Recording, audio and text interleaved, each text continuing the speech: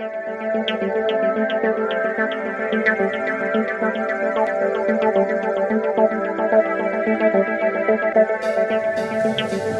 fundarmenn,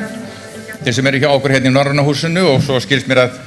þetta sé tekið upp og sent út allt land til þeirra sem hafa áhuga að fylgjast með því sem við erum að gera hérna. Fyrir hönd áhuga fólks ennþá betri ferðaþjónustu á Íslandi, þá langar mér til að bjóða okkur velkomin til fundar og þessi fundur er upphafsfundur kortlagningar og starfsmótunar íslenska ferðaþjónustu klasans eins og heitir á stuttumáli og hérna ætlum við að fylgja úr hlaði þessum hugmyndum sem oft búið að vera að tala oft sagt að orð séu til alls fyrst en svo þurfum líka verkin að tala. Við erum búin að tala margir og mörg þetta mjög lengi að við gætum náð meiri árangri með því að vinna ennþá betur saman. Margt gerum við vel saman og margt getum við gert enn betur.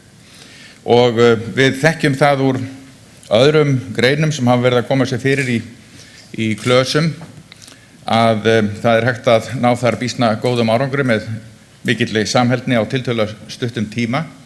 og það hafa býsna mörg fyrirtæki þegar gert samning við fyrirtæki Gekon að hrinda þessum ferðaþjónustuklasa úr vör og ég ætla ekki að hafa hér neina ræðu. Það gera þau hér sem hafa til þess valist að fylgja þessu úr hlaði hérna í dag. Þetta verður frekar stutt prógram hjá okkur. Verða hér fyrst Hákon Gunnarsson frá Gekon sem talar klasastjórnunina, Eyþór Ívar Jónsson frá Klaki sem ætlar að fjalla væntingaferðaþjónustunum til verkefnisins og svo Ingibjörg Guðrún Guðjónsdóttir frá Íslensku fjallaleiðsögumannu sem ætlar sömuleiðis að tala væntingarnar og svo ætlar Rósbjörg Jónsdóttir frá Gekon í lokin að tala virðisauka í ferðaþjónustu, verkáætlun og næstu skref. Að því loknu þá munum við fá